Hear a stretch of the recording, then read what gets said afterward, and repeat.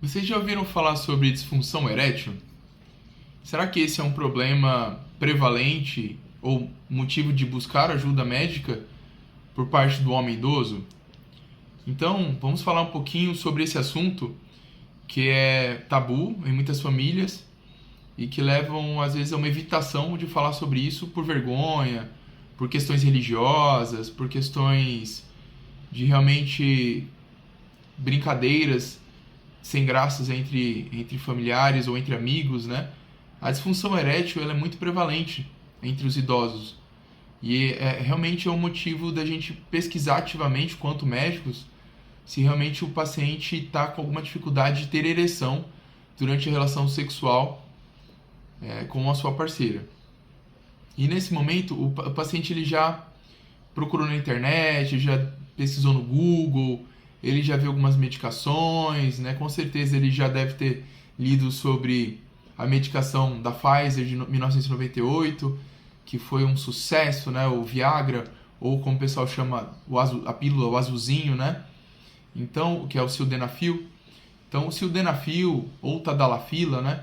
São as duas principais medicações utilizadas no contexto da disfunção erétil. E como é que ele atua no corpo, no organismo humano? Então, no homem idoso, essa medicação ela faz uma venodilatação. O que é isso? Ele dilata as veias do paciente e aumenta o engurgitamento, aumenta a quantidade de sangue no pênis. E dessa forma, o homem consegue ter uma ereção. Então, o pênis acaba ficando endurecido com engurgitação venosa do corpo esponjoso que compõe o pênis. Então, dessa forma, com essa medicação, ele consegue adquirir a ereção.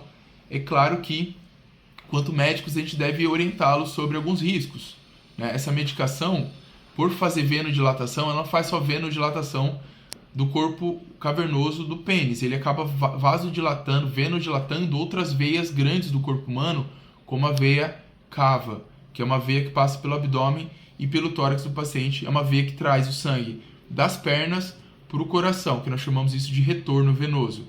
Então, esse paciente, se ele tiver algum problema cardíaco, algum problema do lado direito do coração, essa medicação pode levar a infarto de coronária direita.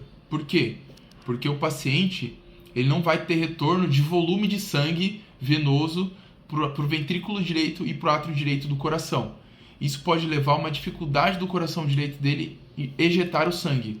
Então, a gente até pergunta na emergência, no pronto-socorro, né, em pacientes infartados, se eles usam alguma medicação para disfunção erétil, como sildenafil, tadalafila, né? Então, essas medicações, elas têm que ser tomadas cuidado no tratamento do infarto, né? Porque essa medicação ela pode predispor a uma fraqueza do coração direito. Se a circulação coronariana pela artéria coronária direita estiver comprometida, isso pode levar o paciente a ter algum infarto. Então, é importante que nós façamos um estudo cardíaco do paciente antes de prescrever essa medicação, né? Então, todo esse cuidado deve ser tomado, né? É claro que o paciente também deve estar hidratado.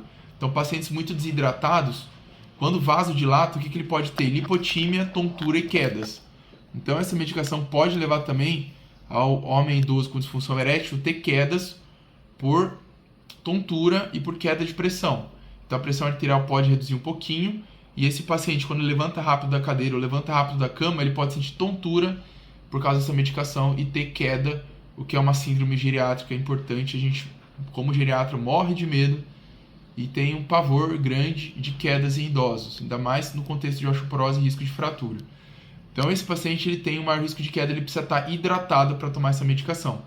Idosos desidratados que tomam essa medicação costumam ter muita tontura e um risco grande de quedas.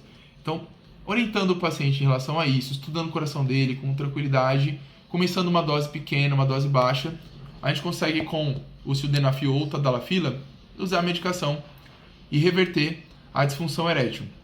É claro que a disfunção erétil também não está só associado à questão do engurgitamento venoso do pênis do paciente.